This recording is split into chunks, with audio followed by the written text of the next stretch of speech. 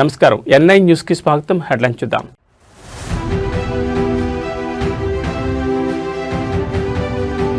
Bharat Malaysia Navasakam కీలక అంశాలపై ప్రధానుల ఒప్పందాలు.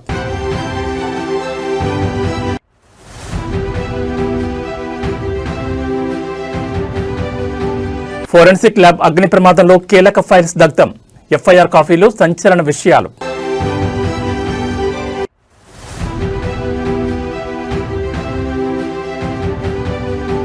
కిడ్నాప్ కేసులో మంచు విష్ణుకు నోటీసులు. 3 రోజుల్లో విచారణకు హాజరు కావాలని ఆదేశం.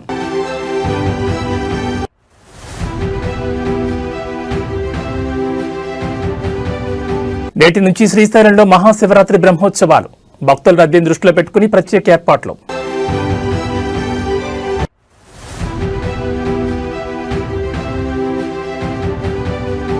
తిరుమలలో కొనసాగుతున్న భక్తుల రద్దీ. శ్రీవారి దర్శనానికి 18 గంటల సమయం. ఇక వివరాలు చూస్తే అమెరికాతో భారత్ ఇటీవలే భారీ ట్రేడ్ డీల్ కుదుర్చుకున్న విషయం తెలిసిందే. ప్రస్తుతం మలేషియా పర్యటనలో ఉన్న ప్రధానమంత్రి నరేంద్ర మోడీ ఆ దేశ ప్రధాని అన్వర్ ఇబ్రహీంతో సమావేశమై ఇరు దేశాల మధ్య వాణిజ్యంపై కీలక చర్చలు జరిపారు. ఈ క్రమంలో 2 దేశాలు పలు ఒప్పందాలు కుదుర్చుకున్నాయి. ఇరు దేశాల ప్రధానులు కలిసి నిర్వహించిన ప్రెస్ మీట్లో కీలక విషయాలు వెల్లడించారు. మలేషియా ప్రధాని అన్వర్ మాట్లాడుతూ భారత్ మలేషియా దేశాల మధ్య సంబంధాలను మరింత ఉన్నత స్థాయికి తీసుకెళ్లడంలో ప్రస్తుత చర్చలు అత్యంత కీలకమని పేర్కొన్నారు. ఇరు దేశాల మధ్య దశాబ్దాల నాటి అనుబంధాన్ని ఆయన కొనియాడారు. భారత్ మలేషియా మధ్య 1957 నుంచే సుదీర్ఘ సంబంధాలున్నాయి. అయితే 2024లో ఈ బంధాన్ని సమగ్ర వ్యూహాత్మక భాగస్వామ్యం స్థాయికి పెంచుకున్నాం. లోతైన చారిత్రక సంబంధాలు, ప్రజల మధ్య ఉన్న పటిష్టమైన అనుబంధం, విస్తరిస్తున్న ఆర్థిక సహకారం మా బంధానికి మూలస్తంభాలని ఆయన తెలిపారు. భవిష్యత్తులో ఇరు దేశాలు అన్ని కీలక రంగాల్లో కలిసి పనిచేస్తాయని అన్వర్ ఇబ్రహీం స్పష్టం చేశారు. ఏఐ, డిజిటల్ టెక్నాలజీల్లో పరస్పర సహకారంపై ఒప్పందం కుదుర్చుకున్నట్లు వెల్లడించారు. मेरे मित्र प्रधानमंत्री जी, आपका हृदय से बहुत बहुत आभार व्यक्त करता हूँ। जिस प्रकार से मेरा और मेरे डेलीगेट का स्वागत किया गया और मैंने देखा है कि परंपराओं से हट करके एक प्रकार से मलेशिया के जीवन को आपने इन कुछ ही घंटों में बहुत बखूबी प्रस्तुत किया और इतने बढ़िया तरीके से चीजों को ऑर्गेनाइज किया, वो हमेशा हमें से याद रहने वाली है। और इसके लिए मैं हृदय से विशेष रूप से आभार व्यक्त करता हूँ। और एक मित्रता क्या होती है, मित्रता की ऊंचाई और गहराई क्या होती है, ये मैं पूरी तरह अनुभव कर रहा हूँ और इसके लिए मैं आपका बहुत बहुत आभारी हूँ। एक्सेलेंसी, ये मेरा सौभाग्य है कि प्रधानमंत्री के रूप में मुझे तीसरी बार मलेशिया आने का मौका मिला है और हमारी मित्रता ऐसी है कि आपके कार्यकाल में मुझे चौथी बार आपको मिलने का मौका मिल रहा है। ये भी अपने आप में हमारी गति और सक्रियता दिखाता है। बीते वर्षों में हमारे द्विपक्षीय संबंधों ने जो गति और गहराई प्राप्त की है, वो वास्तव में प्रेरणादायक है। इसमें आपके अमूल्य योगदान के लिए मैं हृदय से आपका धन्यवाद करता हूं। आज एग्रीकल्चर और मैन्युफैक्चरिंग जैसे क्लीन एनर्जी और सेमीकंडक्टर तक हर क्षेत्र में हमारा सहयोग गहरा रहा है। स्किल डेवलपमेंट और कैपेसिटी बिल्डिंग में भी हम अहम साझेदार हैं। हमारा रक्षा और सुरक्षा सहयोग भी लगातार मजबूत हो रहा है। एक्सेलेंसी, आसियान की सफल अध्यक्षता के लिए आपको एक बार फिर से मैं बहुत बहुत बधाई देता हूं।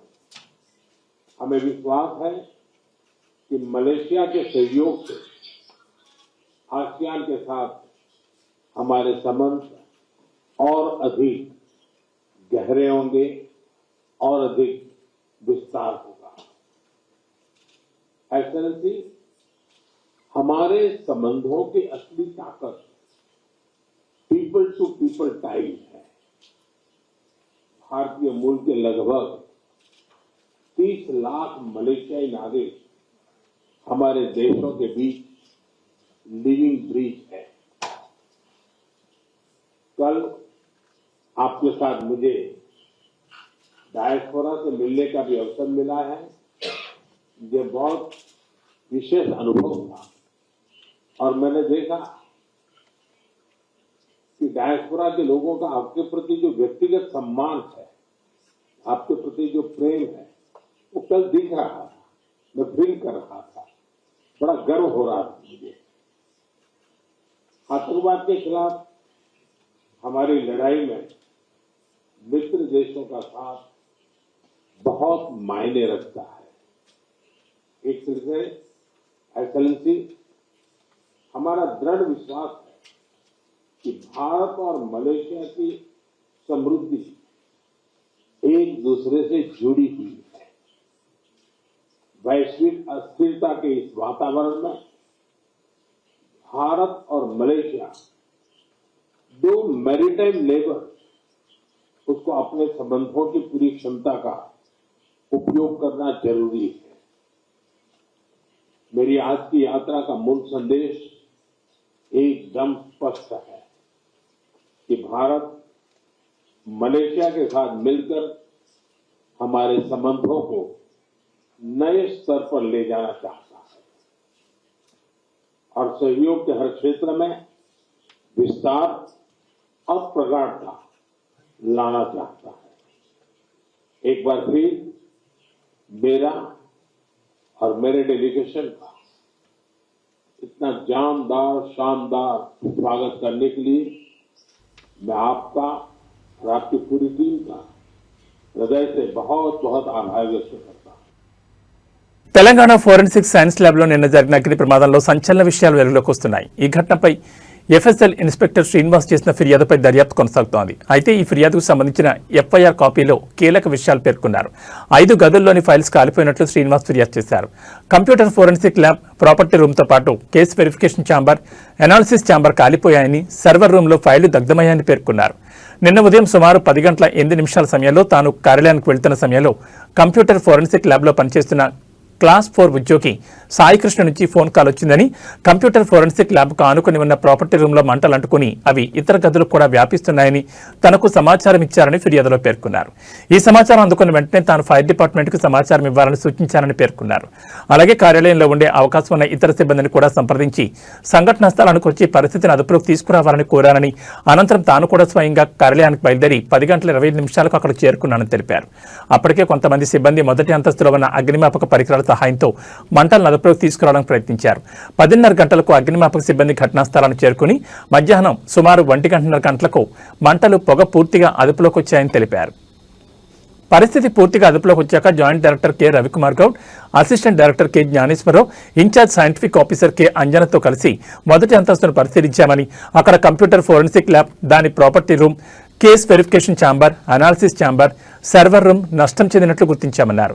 అదనంగా హెచ్ఆర్డి హాల్, మొదటి అంతస్తులో ఉన్న ఇతర గదులు, ఫర్నిచర్, పరికరాలు కూడా అగ్ని ప్రమాదంలో దెబ్బతిన్నట్లు గుర్తించామని ఫిర్యాదులో పేర్కొన్నారు. ఈ ఘటనలో ఎటువంటి ప్రాణ నష్టం లేదా గాయాలు సంభవించలేదని వెంటనే కేసు నమోదు చేసి దర్యాప్తు చేపట్టాల్సిందిగా కోరారు. ఈ ప్రమాదంపై ప్రస్తుతం క్లూస్ టీం రంగంలోకి దిగింది. ఘటనపై పూర్తి స్థాయిలో దర్యాప్తు చేపట్టింది. ఎఫ్ఎస్ఎల్ ల్యాబ్ను సీజ్ చేసిన క్లూస్ టీం ఎస్బీ మరోసారి తనిఖీలు చేపట్టింది.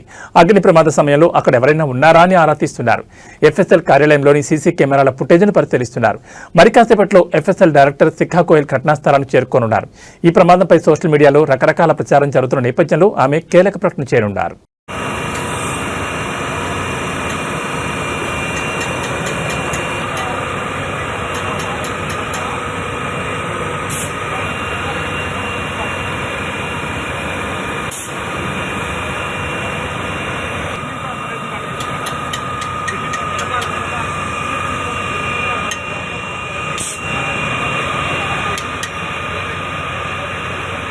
విద్యార్థి సంఘం నాయకుల కిడ్నాప్ కేసులో టాలీవుడ్ నటుడు మంచు విష్ణుకు తిరుచానూరు పోలీసులు నోటీసులు జారీ చేశారు. 3 రోజుల్లో విచారణకు హాజరు కావాలని ఆదేశించారు.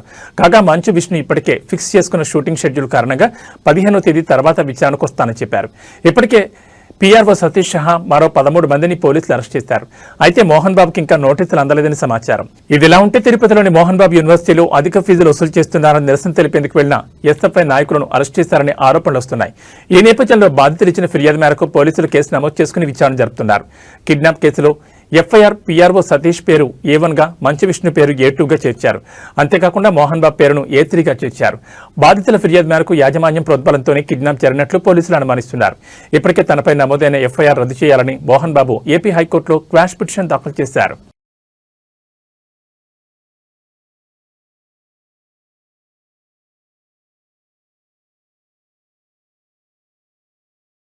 నంద్యాల జిల్లాలోని ప్రముఖ పుణ్యక్షేత్రం శ్రీశైలంలో శ్రీ బ్రహ్మరాంబ మల్లికార్జున స్వామి దేవస్థానంలో మహాశివరాత్రి బ్రహ్మోత్సవాలు నేటి నుంచి ఈ నెల 18వ తేదీ వరకు కొనసాగనున్నాయి. ఉదయం 9 గంటలకు శ్రీ స్వామివారు యాగశాల ప్రవేశంతో బ్రహ్మోత్సవాలకు శ్రీకారం చుట్టనున్నారు. బ్రహ్మోత్సవాల్లో భాగంగా సాయంకాలం శ్రీకాళహస్తి దేవస్థానం తరపున శ్రీ స్వామి అమ్మవారికి పట్టువస్త్రాలు సమర్పించనున్నారు. సాయంత్రం బ్రహ్మోత్సవాలకు సకల దేవతలకు ఆహ్వానం పలుకుతూ ధ్వజారోహణ, ధ్వజపటం ఆవిష్కరణ చేయనున్నారు. ఇక శ్రీశైలంలో బ్రహ్మోత్సవాల సందర్భంగా నేటి నుంచి ఈ నెల 18వ తేదీ వరకు ఆర్జిత, పరోక్ష సేవలు నిలుతలు చేస్తున్నారు ఆలయ అధికారులు తెలిపారు.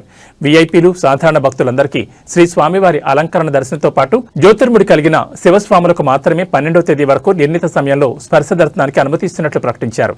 అలాగే శ్రీశైలం వచ్చే భక్తుల రద్దీని దృష్టిలో పెట్టుకుని ప్రత్యేక ఏర్పాట్లు చేశారు.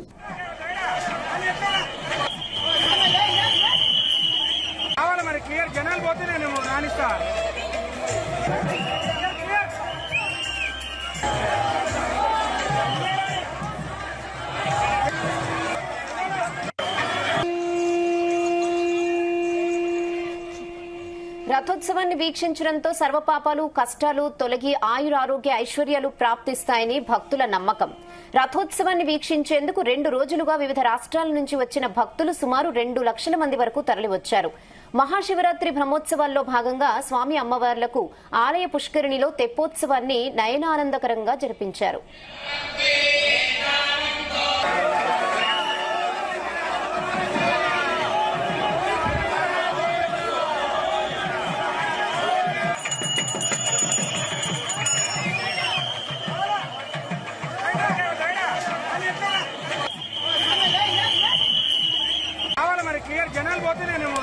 బీఆర్ఎస్ వర్కింగ్ ప్రెసిడెంట్ కేటీఆర్ పై భువనగిరి ఎంపీ చామల కిరణ్ కుమార్ రెడ్డి తీవ్రస్థాయిలో విరుచుకుపడ్డారు. నాంపల్లి ఫోరెన్సిక్ ల్యాబ్ లో జరిగిన అగ్ని ప్రమాదాన్ని ముఖ్యమంత్రి రేవంత్ రెడ్డికి ముడిపెట్టడాన్ని ఆయన ఖండించారు.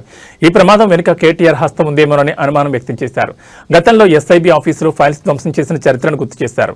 ఓటమి భయంతోనే కేటీఆర్ చిల్లర ప్రచారం చేస్తున్నారని చామల ఎద్దేవా చేశారు. ఏ స్థాయికి దిగజారిన కేటీఆర్ నిన్న ఏదో అగ్ని ప్రమాదము ఫోరెన్సిక్ ల్యాబ్ లో జరిగితే రేవంత్ రెడ్డి గారి ఓటుకు నోటు కేసుకు ముడిపెట్టి మున్సిపల్ ఎన్నికల సమయంలో తెలంగాణ ప్రజలను పక్కదో పట్టించి మిమ్మల్ని మీరు చేసిన దరిద్ర పాలన మర్చిపోయి మీరు చెప్పే మాటలలో ప్రజలు పడిపోయి రేవంత్ రెడ్డి గారి మీద విష ప్రచారం చెల్లి మీకు ఓట్లు వస్తాయనుకోవడము ఎంత మూర్ఖత్వం ఇది. ఏం మాట్లాడుతున్నావో పొద్దున్న లేస్తే నిద్ర పట్టక ఇప్పుడు మున్సిపల్ ఎన్నికలలో కూడా ఈ చింతపండు ఇద్దని తెలిసిపోయి ఏదో అబాండాలు వేయాలని ఫోరెన్సిక్ ల్యాబ్ లో ఒకవేళ ఏదన్నా జరిగితే మీ టేపులు మీరు మాట్లాడిన మీ ఫోన్ ట్యాపింగ్ కు సంబంధించినవి అవన్నీ కూడా ఎవిడెన్స్లు ఉంటాయి అలా. ఇలా నాకేం డౌట్ వస్తుంది తెలుసా, నీ అంతా నువ్వు ముందే వచ్చి రేవంత్ రెడ్డి మీద అభియోగాలు వేసినావు అంటే అసలు నీకేమన్నా అస్తం ఉందా? ఎందుకంటే మన చరిత్ర మొన్ననే మీరు అధికారంలో పోతుర్రని తెలిసి డిసెంబర్ 4వ తారీఖు నాడు ఎప్పుడైతే కౌంటింగ్ జరిగి కౌంటింగ్ లో మనం ఓడిపోతున్నామని తెలిసిన నిమిషంలో స్పెషల్ ఇన్వెస్టిగేషన్ బ్రాంచ్ ల సీసీ కెమెరాలు బంద్ చేసి మొత్తం పలగొట్టి ఆ ఇజ్రాయెల్ నుంచి తెచ్చిన పరికరాలన్నీ పలగొట్టి పెగాసిస్ పరికరాలు మీరు ఫోన్ ట్యాపింగ్ చేసినాయి, డాక్యుమెంట్లన్నీ ఎవిడెన్స్ లేకుండా కాల్ చేసి మిగిలిన తీసుకొని మూసీ నదిలో పడేసిన చరిత్ర నీది. కలియుగ ప్రత్యక్ష దైవం తిరుమల శ్రీ వెంకటేశ్వర స్వామి వారిని నిత్యం వేలాది మంది భక్తులు దర్శించుకుంటారు. ఈ తరుణంలో తిరుమలలో భక్తుల రద్దీ కొనసాగుతోంది. ఈ క్రమంలో నేడు శ్రీవారి దర్శనానికి 15 నుంచి 18 గంటల సమయం పడుతోంది. తిరుమల శ్రీ వెంకటేశ్వర స్వామి వారి సర్వదర్శనం కోసం భక్తులు 31 కంపార్ట్మెంట్ లో వేచి ఉన్నారు. తిరుమల భక్తులు ఎటువంటి ఇబ్బందులు పడకుండా అన్ని చర్యలు తీసుకుంటున్నామని టీటీడీ అధికారులు తెలిపారు. క్యూ లైన్లోని భక్తులకు శ్రీవారి సేవకుల ద్వారా అన్నప్రసాదం, పాలు, త్రాగునీరు అందిస్తున్నారు. నిన్న శ్రీవారిని 81,777 మంది భక్తులు దర్శించుకున్నారు. 30,209 మంది భక్తులు తలనీలాలు సమర్పించుకున్నారు. శ్రీవారి హుండీ ఆదాయం 3.70 కోట్లు వచ్చిందని టీటీడీ అధికారులు తెలిపారు.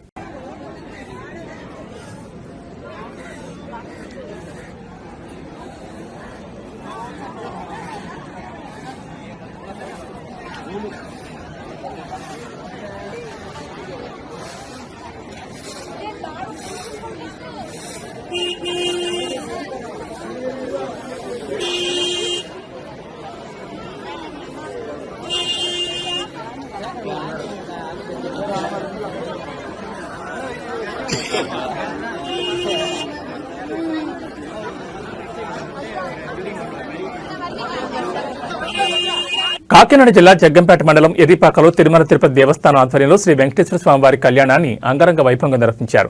జగ్గంపేట ఎమ్మెల్యే టీటీడీ పాలక మండలి సభ్యులు జ్యోతుల నెహ్రూ ఆధ్వర్యంలో శివాలయ వెంకటేశ్వర స్వామి ఆలయాల ప్రాంగణంలో 3 రోజుల కళ్యాణ మహోత్సవాలు నిర్వహిస్తున్నారు.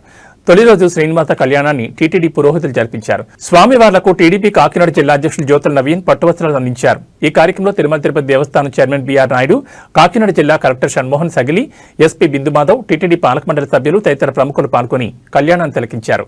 అలాగే నియోజకవర్గంలోని భక్తులు కళ్యాణాన్ని తిలకించి పునీతులయ్యారు.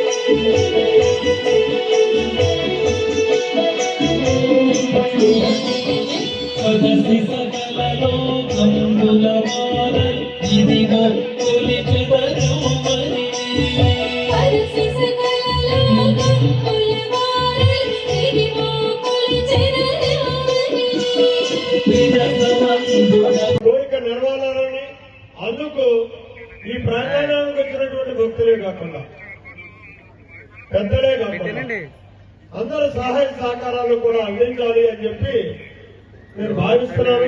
అది కూడా ఆ తిరుమల తిరుపతి వెంకటేశ్వరుడు అలాగే మరి శ్రీశైలం మల్లికార్జున స్వామి యొక్క ఆశీస్సులతోటి కోటిలింగ క్షేత్రంగా కూడా దీన్ని రూపుదిద్దుకోవడానికి వారి ఆశీస్సులు నాకు అందిస్తారని అందరూ కూడా సహకరిస్తారని మరి ఆ రకంగా నా జన్మ సార్థకం చేసుకోవాలనేటటువంటి ఒక దురాశతో ముందుకెళ్తున్నాను.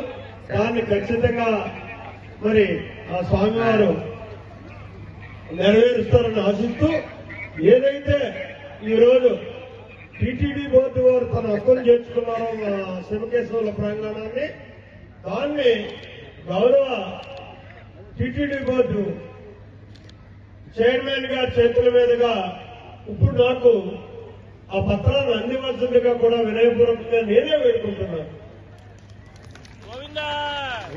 ఎందుకంటే తిరుపతి వెంకటేశ్వర స్వామి ఎంత నిబద్ధతతోటి భక్తుల్ని పరిరక్షించుకుంటారో అంతే నిబద్ధతతోటి తిరుపతి వెంకటేశ్వర స్వామిని పరిరక్షిస్తున్నటువంటి మొట్టమొదటి వ్యక్తి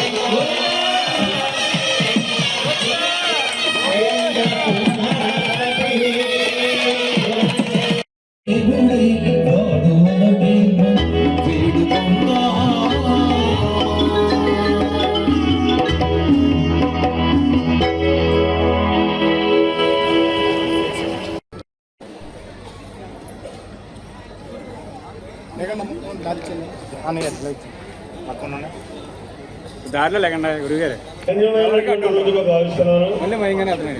కలియుగ వెంకటేశ్వర స్వామి ప్రత్యక్షంగా నా గ్రామానికి వచ్చి ఈ శివకేశ్వర ప్రాంగణంలో ఇవాళ మొట్టమొదటిసారిగా శ్రీనివాస కళ్యాణం జరిపించుకోవడం దానికి మరి ప్రధాన కారకులు మా టీటీడీ బోర్డు చైర్మన్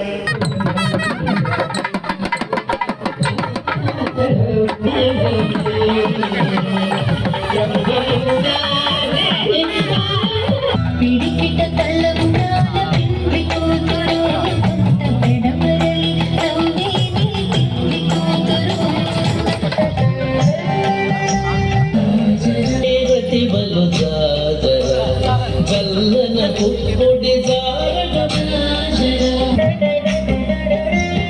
చేరువ పతిపై చింతన పట్టులు సాగన జగడపు చన్నపుల జాజర సగినల మంచపు మటల జాజర జగడపు చన్నపుల జాజర స్టేజ్ దగ్గరికి ఇప్పుడు వెయిట్ చేసి చూస్తున్నారు కాబట్టి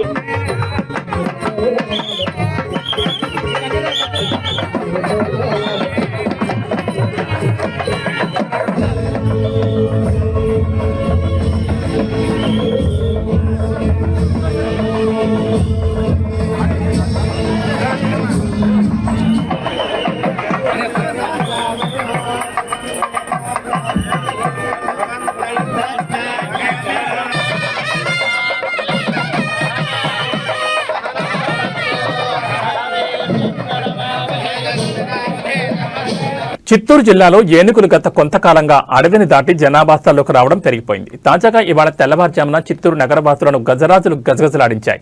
అడవిలో ఉండాల్సిన ఏనుగులు ఏకంగా నగరం నడిబొడ్డును చేరుకోవడంతో స్థానికులు తీవ్ర భయాందోళనకు గురయ్యారు. ఏనుగులు అడవి మార్గం తప్పిపోయాయో లేక ఆహారం కోసం వెతుక్కుంటూ వచ్చాయో తెలియదు కానీ 2 ఏనుగులు నగరం మధ్యలోకి రావడంతో ఒక్కసారిగా భయానక పరిస్థితులు నెలకొన్నాయి. నగరంలోని అత్యంత రద్దీగా ఉండే సంతపేట ప్రాంతంలోకి 2 ఏనుగులు ప్రవేశించాయి. తెల్లవారుజామున వీధుల్లో ఏనుగులను చూసిన స్థానికులు షాక్ గురయ్యారు. సాధారణంగా పంట పొలాల్లో కనిపించే ఏనుగులు జనసంచారం అధికంగా ఉండే నగర వీధుల్లోకి రావడంతో ప్రజలు ప్రాణాలు అరచేతిలో పెట్టుకుని పరుగులు తీశారు. భయంతో పరుగు పరుగున ఇళ్ల పైకప్పులకెక్కేశారు. ఏనుగుల రాకపై సమాచారం అందుకున్న అటవీశాఖ అధికారులు వెంటనే రంగంలోకి దిగారు. వాటిని తిరిగి అడవిలోకి పంపేందుకు ప్రయత్నాలు ప్రారంభించారు. ఏనుగులకు ఎదురు వెళ్లొద్దని, సెల్ఫీలు లేదా ఫోటోల కోసం వాటిని ఇబ్బంది పెట్టొద్దని స్థానికులను హెచ్చరించారు.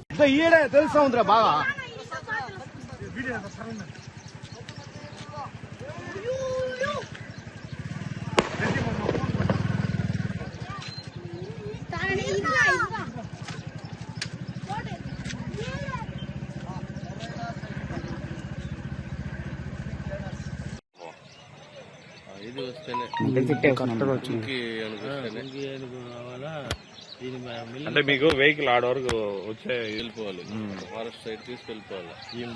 ఒకసారి చూపించిపోయినా చిన్నది ఇట్లే వస్తాను సార్, అది పెద్దది. అరవద్దు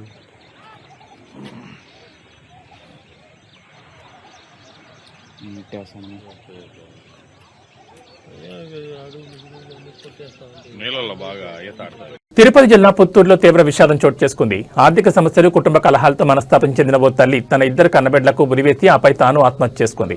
పుత్తూరులోని కృష్ణానగర్లో శనివారం జరిగిన ఈ హృదయ విదారకర ఘటన స్థానికంగా కలకలం రేపింది.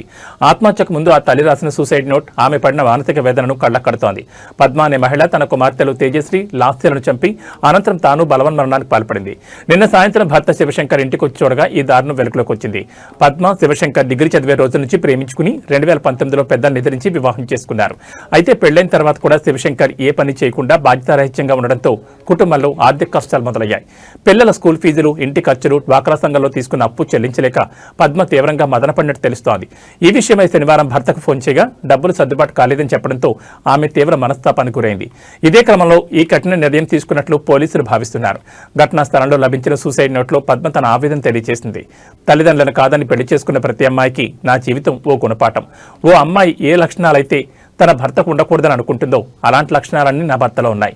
నిన్ను ప్రేమించి పెళ్లి చేసుకున్న పాపానికి ఎన్నో కష్టాలు పడ్డాను. నా కడుపున పుట్టినందుకు ఈ పిల్లలు ఆ కష్టాన్ని అనుభవిస్తున్నారని ఆ లేఖలో పేర్కొంది. నేను చనిపోతే ఇంకో పెళ్లి చేసుకుంటావు, కనీసం ఈసారైనా లైఫ్లో సెటిల్ అయ్యాక పెళ్లి చేసుకో అని భర్తను ఉద్దేశించి రాయడం అందరినీ కలిచివేసింది.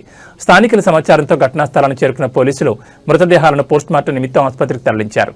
పద్మ రాసిన సూసైడ్ నోట్ను స్వాధీనం చేసుకుని భర్త శివశంకర్ అదుపులోకి తీసుకుని విచారిస్తున్నారు. ఈ ఘటనపై కేసు నమోదు చేసి దర్యాప్తు చేస్తున్నట్లు పోలీసులు తెలిపారు.